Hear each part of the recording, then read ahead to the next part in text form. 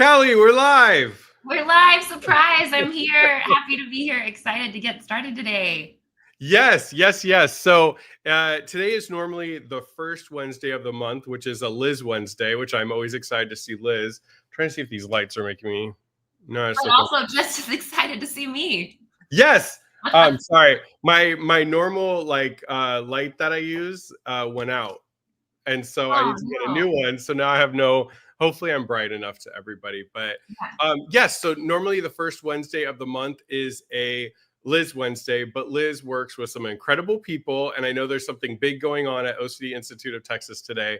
So she wasn't able to make it. And she's like, I have great people. I'm going to send Callie. And I was like, Callie's amazing. Send Callie. This will be great. So Callie, it's so good to see you. You too. It's been forever. But I do feel like I talk to you all the time because I talk to your people all the time. And so I feel like we're still chatting every day. Yes. So I know it does. But everything you guys do at OCD Institute of Texas is amazing. And I love all the staff there and everybody there. So I'm glad to have, we had Victoria Lane from your staff on a couple weeks ago. Liz is always here every first Wednesday of the month. And then I have you today. So I'm honored. Likewise. Yes, absolutely. And yes, Victoria is near and dear to my heart. Her office is right next door. So I pop over and chat with her all the time. But I love the work that our team does and the work that your team does, and just everything that this webinar, we call this a webinar or a live stream? I call it a live stream. I've had people call it a webinar, a podcast, like whatever they want. So I'm always just like, you know what, whatever you want to call it, whatever makes you happy. Fun live event, what it brings to the community and all the chats that take place along the way.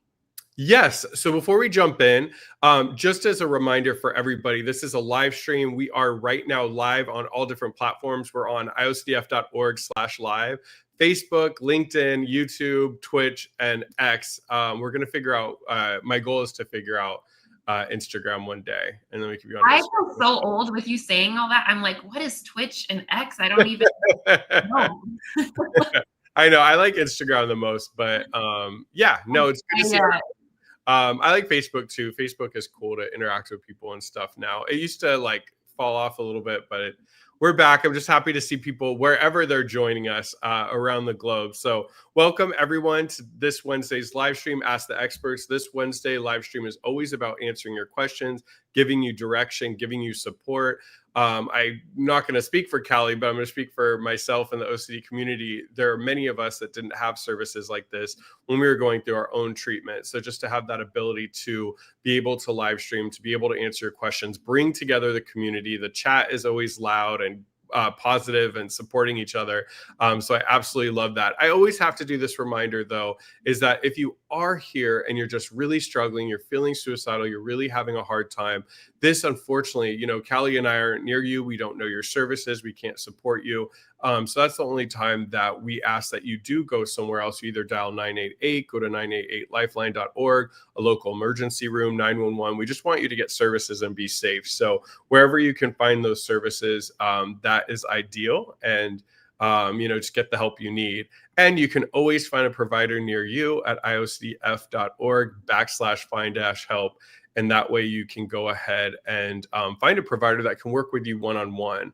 But we are here today to be able to support you. What I always remind everybody is this is your live stream. So if y'all aren't talking to us, if you're not asking us questions, Callie and I can like jig a little bit, stare at each other, have a good time. But we really want to answer your questions. I always like to have a little chat with my guests at first, just about OCD and related relevant topics, just to kind of get the conversation flowing, and then go ahead and drop your questions in the chat as you do so. I also always like to find out where people are from, who they're here to support. That's always cool as well. So Callie, why don't you go ahead and introduce yourself, give us the big spiel, let us know who you are. I'm going to turn my phone on silent because I forgot to.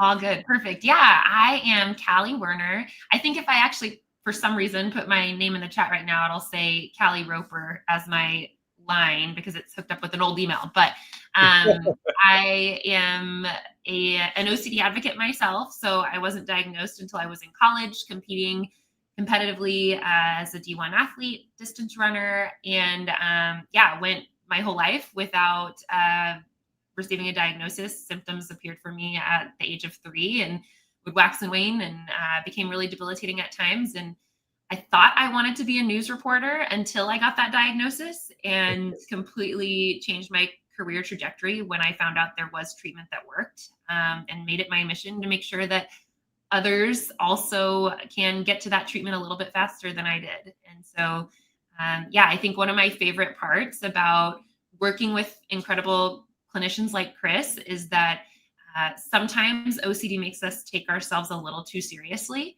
And I think we do a really good job of bringing some lightness in to this work. And That's what I was trying to do, is silent my phone.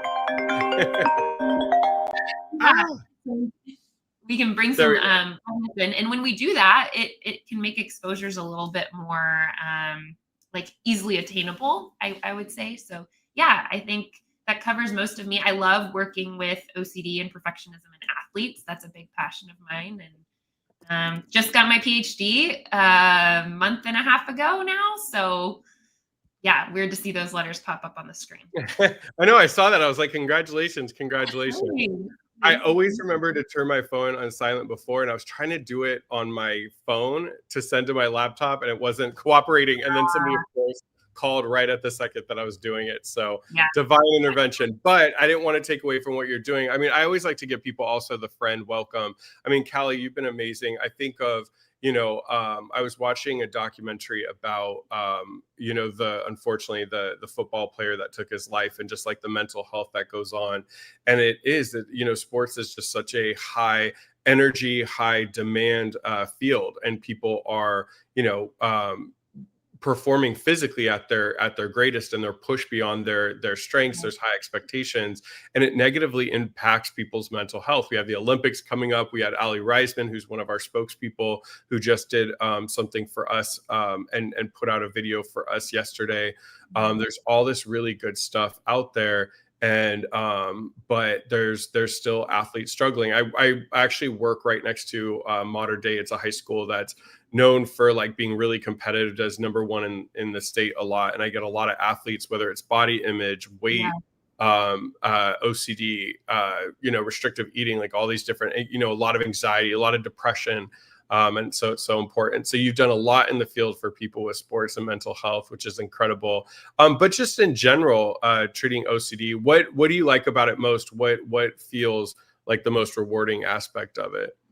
Yeah, I think one of the things that's really rewarding is being able to give someone the education that I wish I had had before at an earlier point in my life, right? So I love when someone's coming into my office having held, I wouldn't say I love, that's a strong word, right? I hate to see people struggling when they're dealing with OCD, but I do love the relief that they get when they have the diagnosis, right? Like when we're able to say, oh yeah, those are by the book symptoms of OCD, because it is such an isolating disorder when we don't know what we don't know. And I think when you're suffering in silence, that is the worst type of suffering. And yeah, to be able to kind of help that lightness come into play, take some of the weight off their shoulders of, yeah, there is a by the book diagnosis for that, and evidence-based treatment that has incredible outcomes. And that brings the hope in. So I feel like my favorite part about treatment is being able to provide that hope, which is so needed because as we know, ERP and OCD treatment does require some motivation. And without hope, it would be really hard to have the motivation. Yeah, you know what I want to speak about, I definitely want to get to questions. We have a lot of pre-submitted, and the questions always come pouring in, and then I always feel guilty that we don't get to everybody. But before we jump into questions, one thing that I always want to, think about, two topics I want to have before we jump in is one, Liz McInville, myself, and Michelle Massey did a talk about fragilization and learned helplessness at the online OCD conference, the global conference hosted by OCD SoCal. And I actually did that talk for my group last night. I'm going to do it for my teen and young adult group tonight. But what we're really talking about last night is like we start to kind of fragilize ourselves. And what I mean by that is we start to lose belief in ourselves to be able to step up and handle tough things. So what I mean by that is people start getting to the point where they're like, oh, I can't do this without my mom. My mom needs to be there to help me. Or I'm not going to travel. I wouldn't be able to handle if I got lost or if like my document got lost. I saw a movie where somebody lost their passport and had to go to the embassy. I wouldn't be able to handle that. Oh, I need, like in my case, like I needed my dad to cook food for me and cut it up and chop it up and serve it to me, right? So we get to this point where we start to lose the ability to really trust and believe in ourselves that we are going to be able to handle things. And then sometimes those that love us around us kind of buy into that and they start doing things for us like our laundry, or they start doing things for us like driving us places or taking care of stuff. And obviously none of this is a bad thing if somebody is really starting the process of getting better, and obviously everything should be done systematically. But I think what happens over time is that learned helplessness sinks in and people really don't believe in themselves to handle any tough moments. Through the work that you've done, what do you see works for somebody to start to get to that point? Or in your own story, what did you see where you started to build like this confidence? Like, okay, I can do this. Like I'm Callie F, F and Warner, I can do this, right? Like I believe in myself. I trust in myself. I want to try this. I'm not ready for that, but I'll work up to it. Like, tell me a little bit about that, both clinically and then in your own story. Yeah, to kind of tie into what you're saying about fragilizing, because I am very passionate about that topic too. I think one of the big mistakes I see patients make, and a mistake that I made in my own journey, was kind of just this message of, well, yeah, but I, for example, won't be able to date someone because of my OCD, or I won't be able to get a job doing that specific thing because of my OCD. And they put the writing on the wall.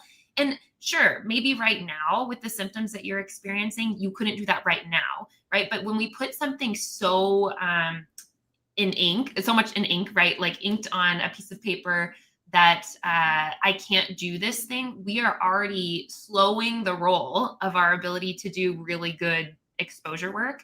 And so I am so grateful that someone, when I finally got to a good provider, told me, because I, at one point in my life, really wanted to get married, right? A general cliche of my life. And I just could not see it with how much I was struggling with my OCD. And this person told me, but what if instead of just saying, like, yeah, I'm not going to be able to get married and I have to come to terms with that, because that would have just caused some depression and, yeah, like that slow roll of not doing good ERP. What if you just kind of like do an exposure of picking out a wedding cake and putting it on Pinterest, right? Because Pinterest was used, which we didn't mention in our. I know. I don't think you can live stream on Pinterest though. And that kind of gave me like, I guess I could do that mindset, right? But when I started seeing progress, I think it became more of this idea, well, perhaps I could someday get married. And I'm not supposed to tell you right now how I'm going to get there, because even I don't know, right? But perhaps that's something that's possible. And so what I did were the exposures I could do that day of pinning wedding board cakes, which came with a whole other list of exposures for other reasons. But that made it one step closer to being possible. And then there was a day where I was able to see, oh yeah. And even then I didn't know if on my wedding day I was going to have these severe intrusive thoughts that were flooding me, but I was only supposed to take the step to the next day, not my wedding day. Right. And I think that's so important, because we look at, well, how am I going to do that 3 months from now? When in reality, you're not really able to or supposed to know that right now. You're supposed to know what you can do today. And then before you know it, 3 months from now, it's going to come up and you're going to be like, holy crap, I was able to do all those things that my brain said I couldn't. And so, yeah, I think in a long answer, I would just say, don't put that writing on the wall and don't expect yourself to know what you're supposed to be doing 5-10 months from now, but just kind of approach it with a perhaps and where you can get.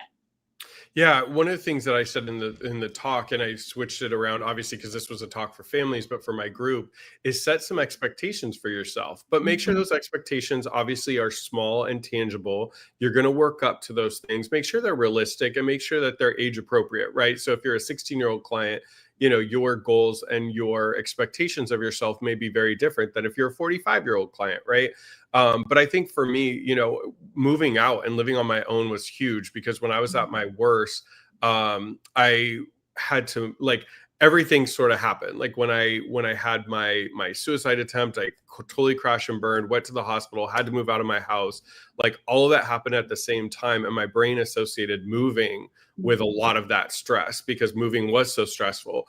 The house I was living in was going to be tented for termites, and in my head that meant I was going to get cancer and die. So I had to move out from my roommate, but there's other stuff going on as well. And the move just killed me because like all my stuff being put in something and contamination, I'm like, oh my God, we're putting it in this truck and then we're putting it in this new house, and I moved in with my grandma at the time.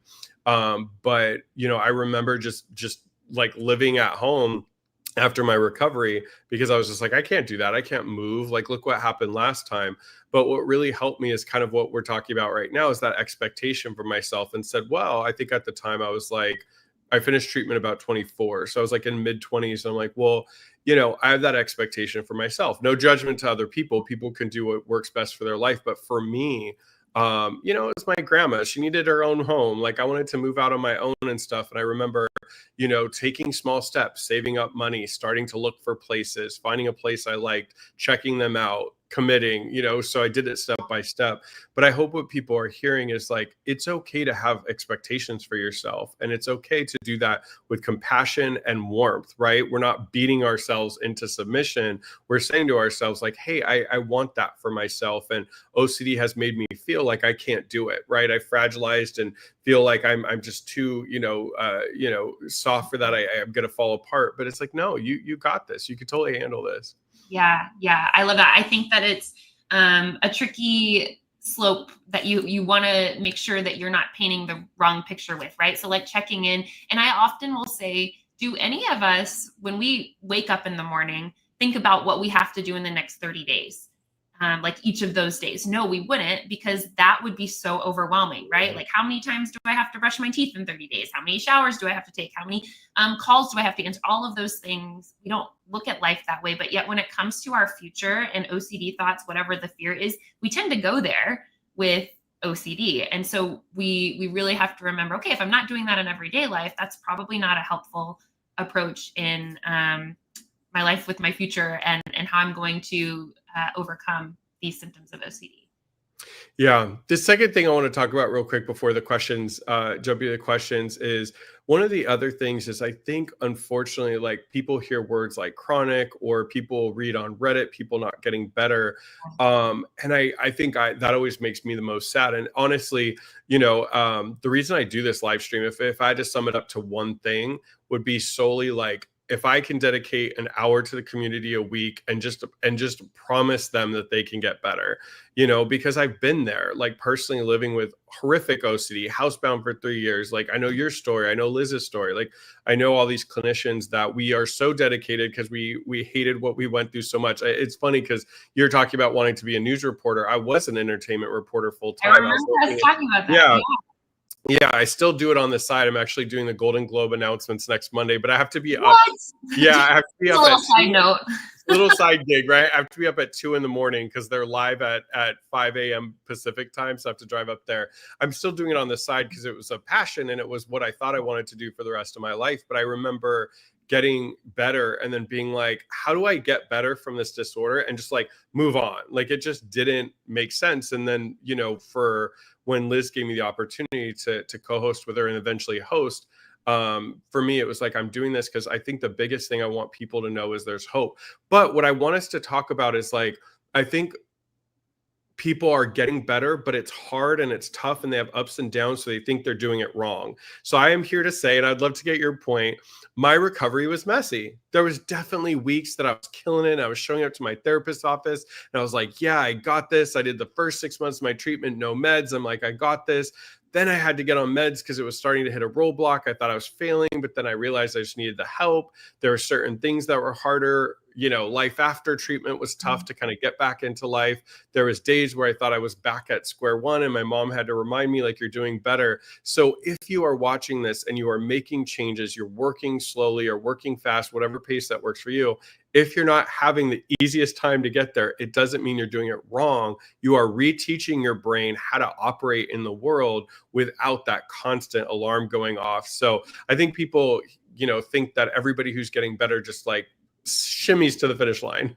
Yeah, no, we see that in residential treatment a lot too, right? Of patients saying, even someone might say, well, I just thought I would be in a different place when I walked out of here. And they are, and they can see that they are. But I think sometimes we get this mindset of, I should be 100% right now. And I love what you said, Chris, because you're so right that, I mean, the goal is to get, I don't know, 70 to 80% of the way there, but the rest comes from living your life and seeing the resilience that you built up. And like when an unexpected trigger comes up and being able to see, oh, wow, I did tolerate that in a different way, right? Like almost being able to prove that to yourself. And that can only come from getting back in the world and living your life. And so that's where we get that final 30%. And so I think that's what we have to think of when we really think of what recovery means and freedom. Yeah. And like I said, it's relearning. I always, especially with we did an episode on inhibitory learning like a year ago, and I think we need to do a part two. It was such a good episode. But what I tell clients is like, now that we know that learning is happening, obviously we know habituation happens. Like people start to get to the point where things just don't bother them anymore emotionally and anxiety wise. We know that people are like starting to learn their values and move towards their goals. They're learning the difference between a false alarm and a real alarm. But your brain is learning to say, hey, this used to be in sort of the unsafe category and we're moving it into the safe. So I tell clients, like, think about learning a language, or when you went to college or in high school, or you were learning to play a sport. There was definitely days it went well, and there was days that it was a mess, right? You missed a goal. I played volleyball, and I still think about it to this day. I grew up in Long Beach, and so I played competitive sports. I played football in high school. I played volleyball. I played tennis, played soccer. And I remember in volleyball, we had a really good team. And I'm from Long Beach. I grew up poor. We didn't have not poor. If my mom watches live stream, she's gonna be like, we didn't grow up poor. Fine. We grew up lower middle class. Okay. I used to get hand-me-downs from my cousins. And so from daycare. But anyways, my point is, it's not a woe is me story, but Long Beach, we just didn't have the resources that other teams had, but we were a really good team. So we got invited to the Orange County volleyball tournament, which was like a big deal. We were like the first team because we were so good, right? And I still to this day remember that I made a mistake and we were in the finals of a tournament and we kind of lost it. And I remember, just being so devastated, having ups and downs and stuff. But the way that I bring that to OCD is it's like, it's not a movie, right? Like we didn't win the final, right? Those movies always happen where it's like the sort of small, poor team comes to the tournament and wins. And it's like, yeah, that didn't happen. We lost in the finals, right?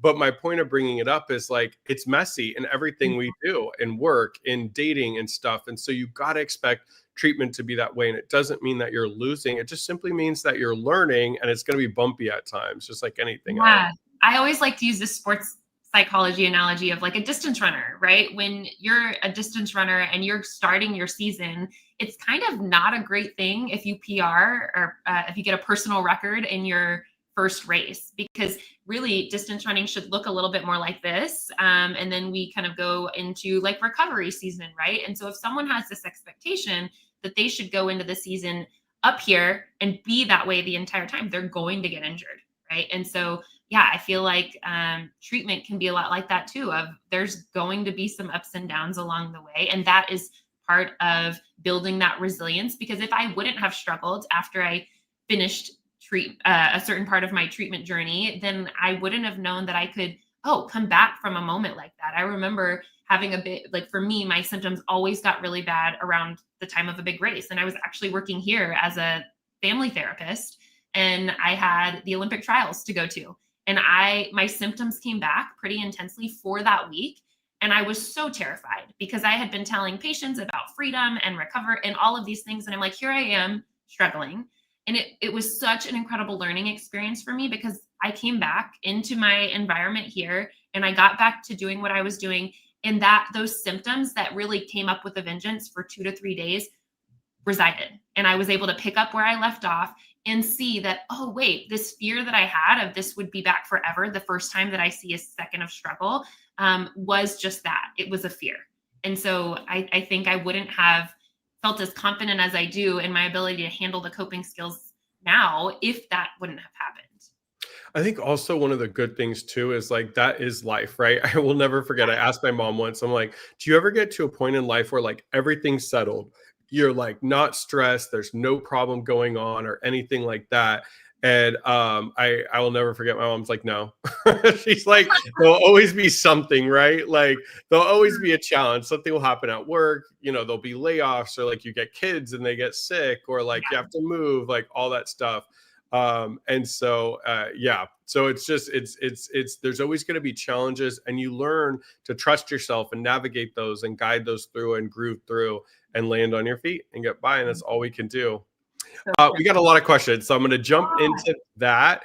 I do want to say first of all the people that always say hi at the beginning, I love you guys. I hope you know that, because it's so cool to see. I sometimes forget to like shout them out, but we got a lot of highs at the beginning. We got highs from Nathan. We got highs from Spence. We got highs from Musia on YouTube.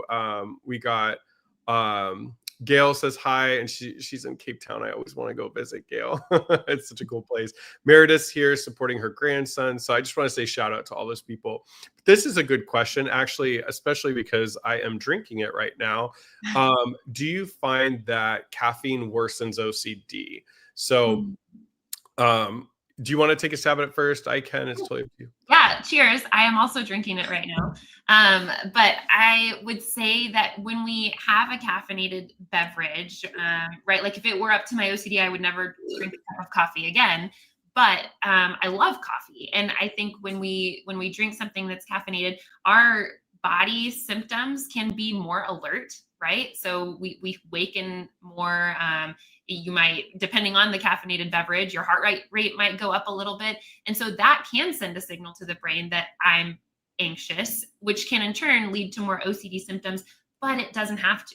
Again, if that's something that we work on, right? And so if you drink caffeine before your OCD got intense and then you wrote it off completely, I think we're letting OCD win there. There are exposures that you can do, because when my OCD first got really bad, caffeine did exacerbate the symptoms that I was experiencing, but it doesn't now, because I've done exposure work around that. And I know when my body gets more alert, I can ride that wave and actually enjoy it a little bit. So that's my layman's term takeaway from it. But Chris, you can get a little more clinical on that side. Yeah, you know, first and foremost, I want to say for OCD Southern California, the second Saturday in January. So I'll remind people closer till we're doing a talk on like the way that different things affect anxiety, and we'll have a registered dietitian who will talk about this, and she's answered this question before. The way I like to think about it is caffeine. I talk a lot about the different subtypes I had, and one of the hardest ones was harm, and one of my fears was caffeine, because I thought, okay, it's going to amp me up, and what if I lose control and hurt people? So I avoided it like the plague. And it was funny because we never really worked on it in treatment, because I think I just was never a caffeine drinker and hated the taste of coffee. Well, here comes grad school, and if I didn't have caffeine, I wouldn't have been able to work with clients and go to school. So I knew I didn't like coffee. I hate the taste more than anything ever on the planet. But I love green tea and I love matcha. And in fact, I have kidney stones. And when I met with my doctor, when I first started having kidney stones, he said, one of the best things for you is green tea, because it has you kind of like flushes out your system and it keeps you healthy and stuff. And I was like, okay, I hear you, universe. So I started slowly drinking caffeine. What I will say is, for me, my brain and my body doesn't correlate the jitters I get from caffeine with anxiety now. I will say for some clients, like if you're really, really struggling with like super anxiety and you're working with your therapist and you're trying to get your anxiety down, and drinking caffeine does amp you up, sure, maybe you either drink a little cup in the morning or you don't drink caffeine at all for then temporarily. But I think the goal of treatment, like you're saying, Callie, and the goal for me too, was I want to get back to a point where, well, I wanted to get to a point where I could drink caffeine, and now it doesn't affect me. So it doesn't worsen it in the sense like it gives you intrusive thoughts, etc. It may for some people, but universally it doesn't. But what people will report is that caffeine does make them feel more anxious, and then their brain kind of associates that anxious feeling with something must be wrong, and then they start spiraling. So work with a clinician if it's a value of yours to work slowly. I will also say everybody's body is different, but one way to protect yourself is don't over drink it. I don't know if you heard those stories about the Panera Bread where they had that drink that wasn't labeled well. It was no, I haven't heard of that. I don't know if you guys have Panera Bread, but they had this drink which had like 300 milligrams or 200 milligrams of caffeine, but it was just a juice. And so there was like people drinking like 2 or 3, think it was just juice, but it was giving them like 600 grams of caffeine, which is way too much. So, just make sure this only has 60 in it. It's enough to kind of keep me fresh. I just saw my kidney stones doctor on Monday, just drinking it for that. But definitely, I wouldn't say it worsens it, but just try a little bit. That's the thing about OCD, right? Is like, I was so afraid I wouldn't even like have chocolate or something with caffeine. Try a little bit, and try a little bit and see how it affects you. Don't let OCD completely have you. Yeah. If it's like an all or nothing, it's likely that OCD is weaving its way in there. Yeah.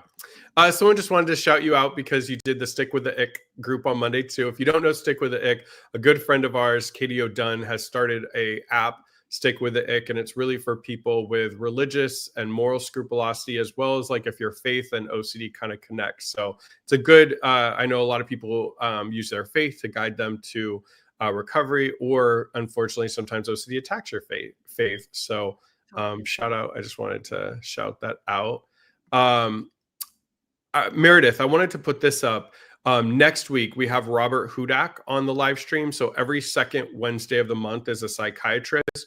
Robert Hudak is one of the best. He'll be joining us next Wednesday. Every second Wednesday of the month is a psychiatrist. And so please join us back next week. You could ask specific questions with him. But I will say,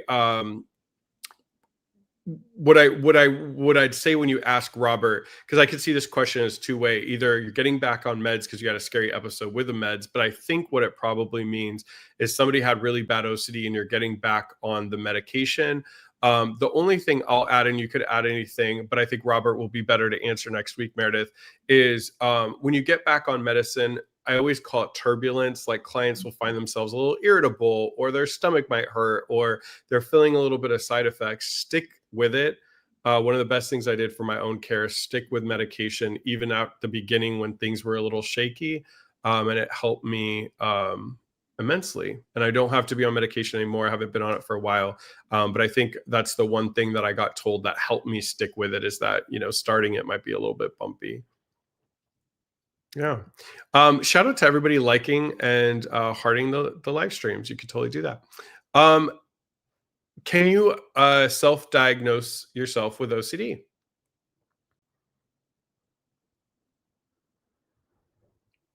Callie, are you frozen or am I frozen?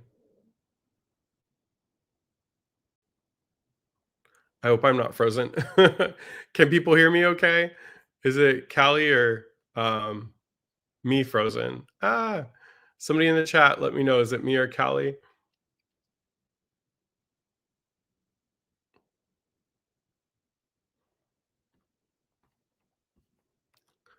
Oh, you can hear me. Okay, so it's Callie then that's frozen. You never know on these.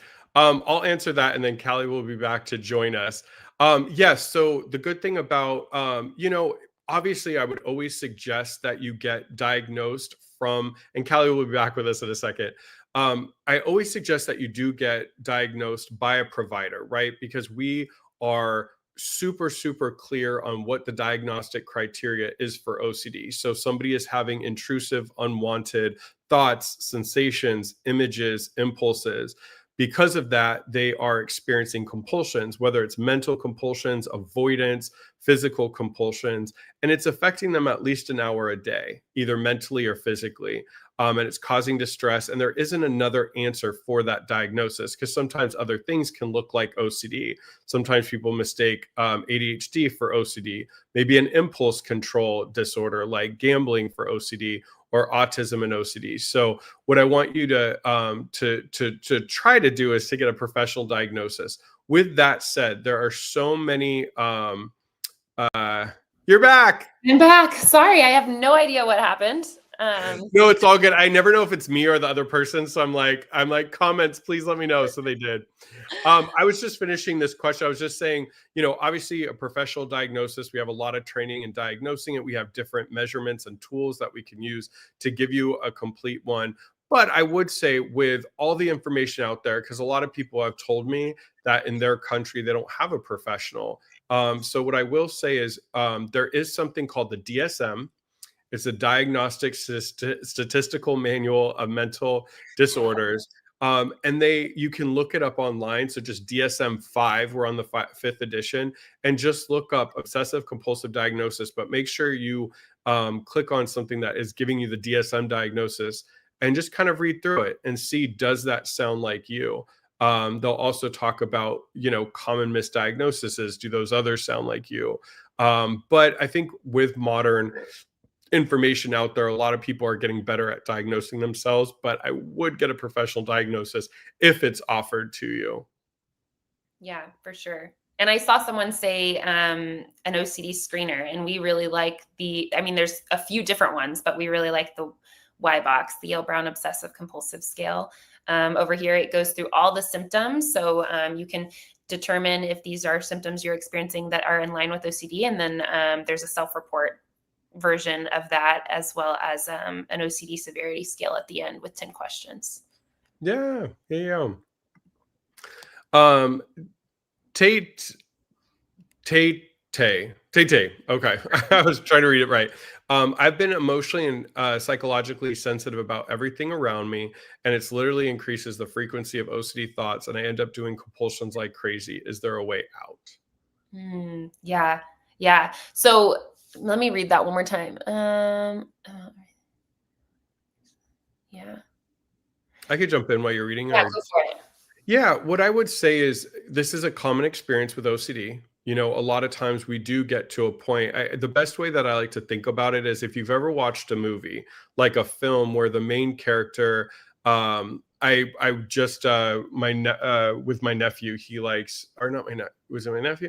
Somebody was talking about they like the Maze Runner, and it was on Netflix, and I'm like, oh, I'm gonna watch it, and I watched it, and in the film, these teenagers are kind of in this big maze, and if they go out too far, there's these monsters that try to kill them. They have to run in. It's like Hunger Games. They're in a constant kind of distress, and you could tell that they're never fully relaxing, even though they're teenagers and they're kind of laughing or having moments here and there. They're constantly like on the lookout, scanning, for protection. And that's how OCD makes you feel, is that you're in this constant sort of like Hunger Games or maze, or, in a third world country where you're being bombed, right? Like there's this constant defense up.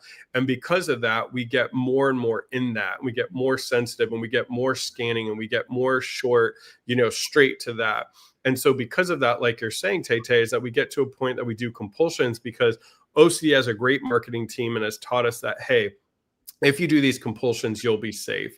So I think one of the ways out is that education to learn, like, hey, my brain is making up a lot of stuff, right? Like our imaginations go wild, our mind goes wild. We look at things on TV and we're like, that could, happen to me. And we just start getting to this point where every day we're sort of scanning, or our brains are coming up with these what if danger scenarios, which is draining and exhausting, and it makes us so worn out, and we're so like quick to react to emotion and to sensitivity. And so one of the things we have to learn in the beginning stages of treatment is you're not in danger. There aren't these scenarios happening. My clients with hit and run OCD have never hit someone, and they've been in barely any accidents. My clients that have fear of cheating on their partners have always been the most loyal, or people that are afraid they're going to get fired are doing the best at their job. So it's kind of checking into what's really going on, and is there normal, kind of in that range of normalcy, things we can do to sort of like prevent obvious danger, like if we're driving, holding the steering wheel, paying attention, not looking at things,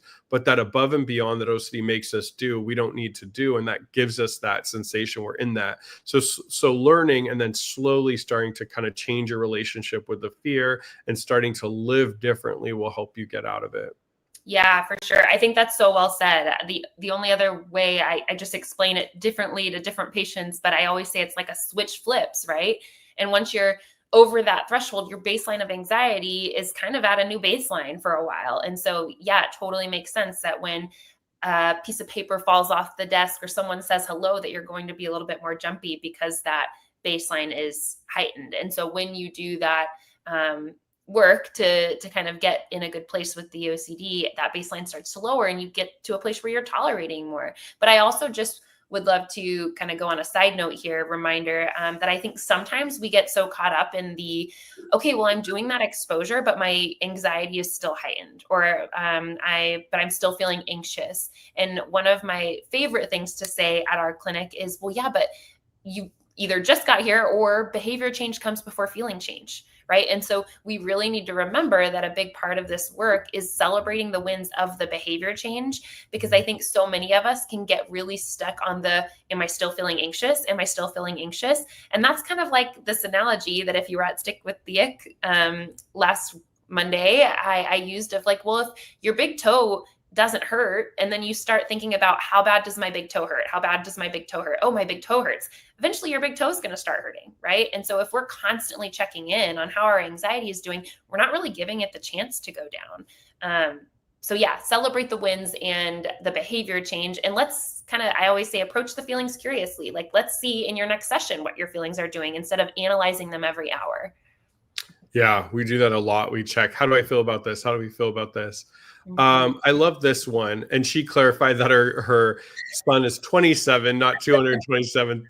Thank goodness. Actually, Janice, if your son was 227, that means that you're older than 227. So you and your son need to give us secret tips on how to live that long, because that's amazing. I know, it's funny. I always tell my mom, I'm like, I want to live to 100. And she's like, no, you don't. That's too long. I'm like, let's go 227.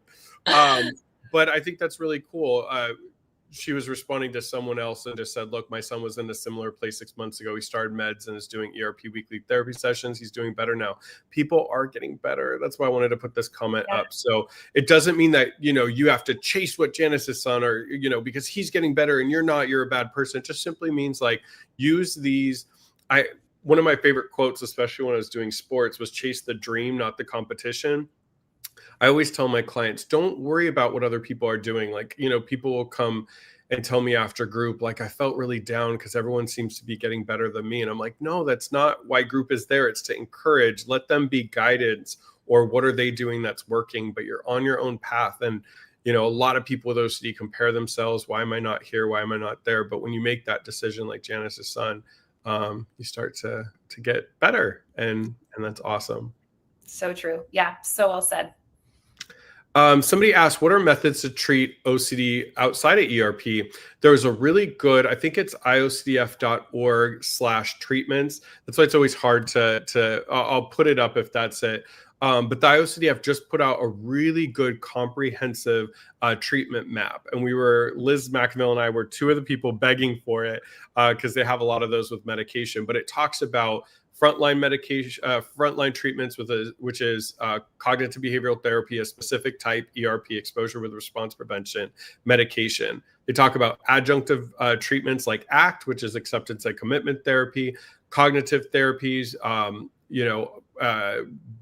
other adjunctive treatments that you could use. They talk about second line, like inference-based CBT. They talk about second line medications. There's other stuff out there. What I can say, and you could jump in, Callie, to me, how I treat, I always use ERP as the core. Because think about it, right? In real life, it's how it works as well. Let's say when you're younger, you really struggled to swim. If everybody in your life was like, that's fine, you don't have to swim, you might not be able to swim right now. Or both my sisters were later to driving than me. I started driving at like 16, but both of them drove in their 20s, and everybody was like, oh, we don't have to pressure them to drive. And I'm like, yes, we do, So it's like, how they got comfortable driving is they started taking lessons. They started slowly in driving. So ERP is the same way that we learn how to do other things. There is a cognitive component. It's not purely behavioral. That's why it's a CBT treatment. And I love to pair it with mindfulness, medication if a client needs. But I feel like we all as clinicians need to have tools in our tool belt. So I'll put the link up there, but there's a lot of good interventions. I love dialectical behavioral therapy because it teaches a client how to sort of regulate emotions. And it really helps for clients that are finding themselves having panic attacks every time they leave the house. Yeah. No, I think that's really well said. And yeah, I also think, because the clinic I work at, OCD Institute, is different levels of care, right? Residential and PHP. Oftentimes patients are coming in with comorbidities to their OCD, which just means a secondary diagnosis, right? And so if someone's coming in without any ability to regulate emotions, just like Chris had mentioned, we might need something more like dialectical behavior therapy to incorporate in to be able to regulate those emotions so that you can do the ERP. But I'm really excited about that treatment guide being posted too. I didn't know that it was up on the IOCDF website. So nice. Yes, definitely check it out. Ooh, it's cool. You can even have it scroll at the bottom.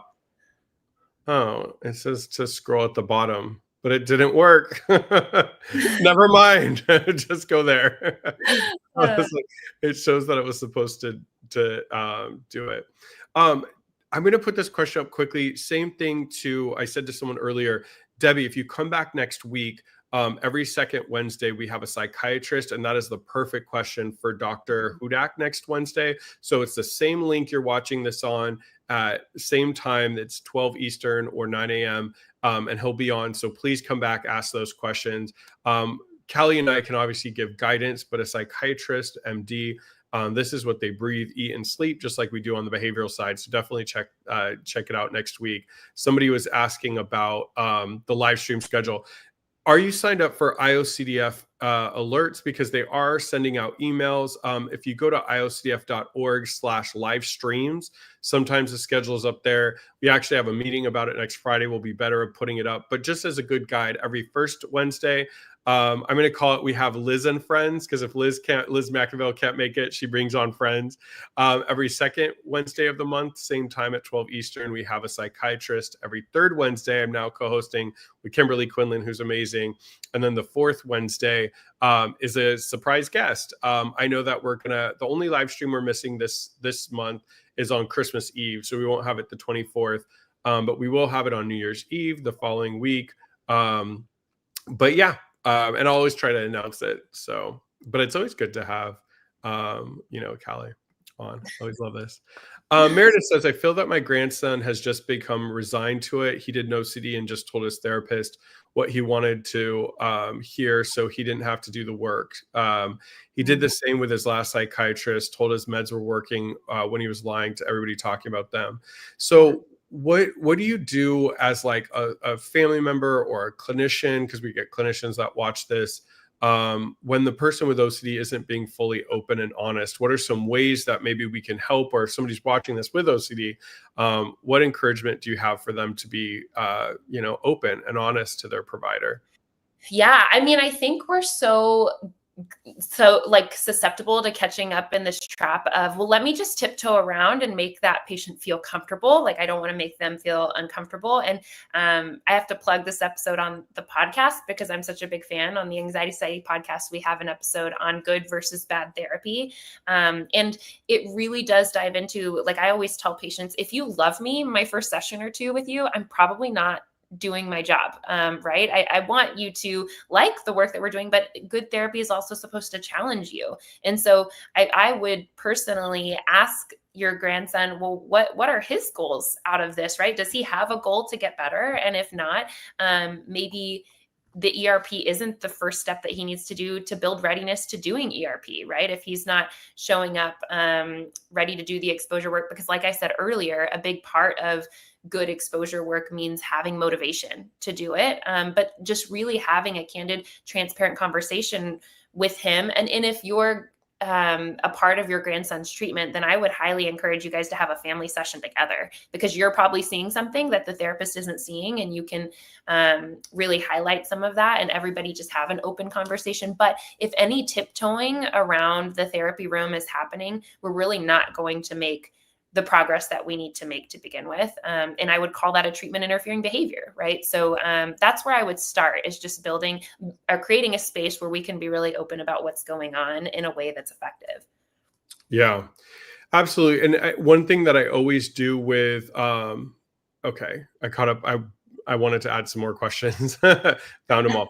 What I always do is, talk to the client. The best story I have, Meredith, is at a client who was, I think he was like 14, 15, wasn't being really honest, wasn't showing up, didn't want to get better. And so I just said to him, I'm like, what in your life is challenging? What in your life is hard to do? And he said, video games. He's like, you know what? I used to be able to put on my headset, talk to my friends, play video games, and I can't do that anymore. It's too hard. And I said, okay, let's play video games. Like, why don't we start with, why don't you just show me what happens? And it was certain things like a just right kind of feel. So, you know, he'd be playing like Call of Duty or a game like that. And like, you know, he'd run into, and, you know, he'd be pressing all these buttons, doing compulsions, and then his character would die, right? And then his friends would get mad. So he just stopped playing. So I was like, why don't you and I start playing just the two of us, right? And then you can, you know, we can work up. Took about 2 weeks, but he got to a point where he could fully play video games. He was reaching out to his friends. You know, like typical teenage boys are like, no, you're going to kill it. He's like, give me a chance. Like, give me a chance. And he's like, okay. They're like, okay. And he started playing with them and he was doing good again. And that opened his door to be open to do treatment. So I spent a lot of time just asking him if he was ready, encouraging him to be open, and I won't force him to do anything. I just want to learn what's really bothering him. But just starting with video games is what he wanted to do. And I had to tell his parents, I'm like, we're not just playing video games. I promise there's a reason behind it. So, you know, kind of seeing what it is that they feel like they're missing out on or kind of losing in their life. Yeah, so true. This is super important about support. Talk about maybe why it's important for people to have support, whether it's on this live stream, a support group, a family member support, why that's important. Yeah, well, we all know that going to the therapist, if you're doing outpatient work, 45 minutes once a week is not going to cut it for your OCD recovery journey, right? Because if we just go and we practice the exposure work or the treatment in that 45 minutes, but we're not carrying it on outside of the office, where we're not going to build the leeway that we need in every other aspect of life. And so having those support systems set up to kind of be on the same page with where you're at in therapy, right? If your loved ones don't know that you're not supposed to be getting all of this reassurance anymore, it's going to be really hard for you to have that success. Because I always say, if you're tempted, right? Like if you're really triggered and your anxiety is up, or even just a different emotion, anger, right? Like we always say, if you're really angry with your boss, don't send that email right then and there. You can write it out, but wait and read it the next day, because we think a little bit more rationally at that time. I think anxiety works the same way. If you're feeling really, really anxious at that moment in time, and there's a compulsion on a silver platter because you know that loved one will answer it, it's going to be really hard not to ask for that reassurance. And so we need our loved ones kind of on the same side as the therapist and provider for many reasons, right? The alternative is maybe your loved one is trying to be your therapist and jumping in and saying, well, I'm just not going to do this anymore, or this, at a rate that's not going to make the most sense. And so I really love when that provider is working with the whole family system of, hey, this is what we're working on this week, and this is how I need family members to respond to, so that we're doing it at a rate that's really reasonable for where you're at in treatment. Yeah, there was a really good comment that you bring up where Ash was talking about FAS, which is the Family Accommodation Scale. Dr. Barbara Vanapin, a really good friend of mine and a mentor, was actually who created the Family Accommodation Scale. She was the first to talk about family accommodation in the 80s, and then created the scale. So if anybody types in on Google, just Family Accommodation Scale, FAS for OCD, it's a great scale for people's parents, loved ones, kids, partners, etc. And you take it, and it's a good indicator of just how much you are accommodating your loved one's OCD. And remember, we with OCD love reassurance. I remember when my therapist talked to my mom that she couldn't give me reassurance anymore. I was like, no, I need to give her questions. But in fact, I always tell people, right out the gate, I think it knocked out 25% of my OCD, because every single day I was calling her multiple times at work. I was calling her when I woke up. I was always answering her questions, because she worked at a hospital. I'm like, because I had health OCD as well. Is this going to give me cancer? Is this going to kill me? Do I have to do this or whatever? So I know it's hard to give up that, that accommodation. But it's so helpful. How about for you, either clinically or personally? Like, what do you see when loved ones, partners, kids, etc., stop accommodating and really supporting? Yeah, I mean, we see a big step in the treatment process, really good treatment outcomes, right? I think it's also really challenging when we have all of those compulsions on a silver platter, like I said earlier, but then there's not as much of an option to do that, especially with kids, right? So like if a parent is accommodating, and then they no longer, like if that's what they're doing most of the time, why would the kid want to do ERP, right? If they know they can get that temporary quick fix with the compulsion, oftentimes we don't fully understand about or think about the future when we're that young, right? Like, oh, well, this could hurt long term. No, I'm getting that instant gratification for now, right? And so I think really it helps to elevate the amount of like, or reduce the amount of time in treatment if they are able to stop those accommodations at the right rate, instead of, you know, if we say, yeah, you're doing that 45 minutes of work independently, but at home you're getting that reassurance, that's definitely going to slow the progress. Yeah, absolutely. Okay, we have 9 more that I'm going to try to get through, so we'll go back and forth because I'm looking at the time. I'll answer this first one. Debbie asked, what about alcohol? Because we're talking about caffeine. What I will say, based on the research that I've done around the impacts of alcohol and mental health, just like everything, there's a huge difference in like going out with friends, having a drink or two, and then drinking a lot. What happens is if you over drink alcohol, there's something called a dopamine drop. That's why, you know, alcohol is actually a depressant, which is confusing because when people drink it at first, they feel great and then they, you know, feel it. So, what you always got to be cautious. I worked with a gentleman who worked, his job was to like get alcohol into bars. So he'd go out and drink with bar owners to get them to put alcohol. And he always said, I work Friday, Saturday, Sunday, Monday and Tuesday. My OCD is the worst it ever is. And then it kind of levels out and then it's bad again. But I don't want to scare you. Just like we don't want to live in a black and white world with OCD, we don't want to live in a black or white world with alcohol, right? It is okay to drink. The only caveat I'll say is talk to your psychiatrist if you're on medication. What I've seen in trainings is that when you're first starting a medication, you want to try to reduce, if not eliminate, alcohol while the medication's getting in your system. And then remember that alcohol is going to be strengthened when you're on medication. So I've had clinicians tell my clients, like, every drink you have, it's like 2. So just make sure that you're not binge drinking, you're not getting drunk and stuff, because that's going to affect your mood. It's going to affect your mental health. And lastly, what I'll say is, just like everything, alcohol affects people differently. I don't drink anymore because it was so bad for my mental health. And then I have friends with OCD that drink and it's fine. So I think it's really finding what works for you. Yeah. Callie, I'm going to toss the next one to you. Lalulu says, I'm glad to hear that your symptoms were situational and temporary, not to fear or assume a total or sudden relapse. Can you talk about that real quick, about when you have a hard time, it doesn't mean a pure relapse and you're back at start? Right. I always try to tell patients ahead of time too, you know, that first time when you leave treatment and you feel like you're doing really well, be prepared for a struggle to come up and to bring up some of those old familiar symptoms, because I think we're just naturally drawn to, oh no, this is what I felt before, this must mean a relapse, right? And I always like to remind people, you can't unlearn what you've learned in treatment. So even if, not that anyone would, you wanted the symptoms to and struggle to be exactly the same as it was before treatment, it couldn't be, because your memory is not wiped clean. And so I would just remind you to kind of trust that process of, okay, this can feel like a relapse, but remember what we said earlier about behavior change before feeling change. And when we're struggling with an anxiety disorder, not all of our feelings are super trustworthy at that time. Yeah, great answer. I'm going to take on the next one. Debbie, I've seen a couple of your posts. What it sounds like based on your posts is that your son is dealing with body dysmorphic disorder, also known as BDD. It's an OCD related disorder, which means people with BDD often do have OCD as well, or it may be just body dysmorphic disorder. And this is where someone feels that they're unattractive, they're ugly, they're never going to find love. They feel like there's kind of like flaws or errors in certain parts of their appearance. And then over time, just feel like they're all ugly. Make sure, I'm going to put up a resource. If you go to this, this has a really good resource of different BDD treatment providers and clinics. I know OCDI in Texas treats body dysmorphic disorder. I specialize in it. I actually just wrote a foreword for a book that's coming out pretty soon.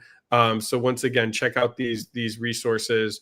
But yes, that's what your son is going to need to learn how to do, is recognize that it's a mental health disorder. It's not, his appearance. And that's what we do in treatment. I just want to say shout out to Jenny, that adult ADHD undiagnosed. I have ADHD. I've been told by like 6 different providers. I ignored the diagnosis because I'm like, I already have OCD, BDD at the time, major depressive disorder. I was having panic attacks. I'm like, I can't have another one.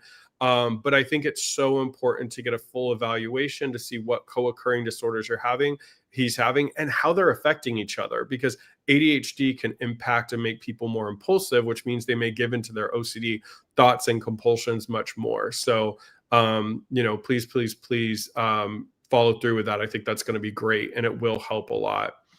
Can you talk about, I'll go back to that one, about motivation, like how people can use sort of like how OCD's impacted them for motivation? Yeah. I always actually like to look back at the moments that I've struggled the most, but not in a way where I'm even like not the word feeling sorry, but just like devastated by it, because there was a time for me to grieve that, right? But we can't get stuck in that. And now I like to look at it as, okay, but look at how far I've come. Right. So yes, I used to not be able to do that thing, but now I can do this and this and this. And that actually helps me build motivation for being able to continue to grow in the future, right? Because our brains never stop absorbing new information. And that means we're always capable until the day we die of continuing to build improvement. And so motivation, I say it all the time, is such an important part of being able to face your fears in the day-to-day, because we know ERP is hard work, but nothing is harder than living with untreated OCD. Well said. Okay, one last question for both of us. I'll take this one and I'll give you the next. It is usually said that you do ERP and it doesn't enforce the fears, right? So like if you're watching a horror movie or something scary because you have harm OCD, it's not going to enforce it. But how do you do this treatment without kind of your subconscious enforcing it, right? I think that's what you're asking, Mohammed. A lot of times people will ask me, well, my fear is that I'm going to hit somebody with a car. So if I'm driving more, isn't that going to enforce that I hit someone because I hear a bump? Or, if I'm really afraid of like attacking a family member, if my therapist has me watch just normal kind of true crime that's popular and mainstream that happens to have that topic, isn't going to subconsciously reinforce it. It's actually the opposite, Mohammed. What it really teaches you to do is to stop kind of blending yourself and the stuff and the content you watch. It changes your relationship with the thoughts and feelings. You're able to get to a point where there's some distance between you and the thoughts. And part of what happens in recovery is you're able to really clearly identify what the OCD is and who you are as a person. And then it is so much easier. Like me personally, I now know I'm not going to harm any of the people I had thoughts of 15 years ago, 10 years ago, and I'm more clear about who I am. So treatment does not subconsciously reinforce it. If anything, it does the complete opposite and makes it clear who you are. All right, last question for you, and then we have to wrap. But somebody was asking about mindfulness with OCD. So they're saying, how are you mindful when OCD peaks and not let your mind drift? Is it okay to just observe the OCD instead of engage with it? Can that be mindfulness in itself? Yeah, I love this question because yes, like Chris was saying, there's so many supplementary treatments that can be beneficial when treating OCD. And I always like to go back to what's the function, right? So are we using mindfulness as an escape or as a sense of urgency? I've had individuals in the past who would do an exposure and then immediately go to YouTube and try to put in a mindfulness video to get that anxiety down. And that mindfulness was used more as a form of a compulsion, right? But if we're using mindfulness to be more present in the day-to-day and we're not keeping that sense of urgency behind it, then it can actually be an awesome tool to collaborate with the ERP and all the treatment that's gold standard for OCD. Yeah, really well said.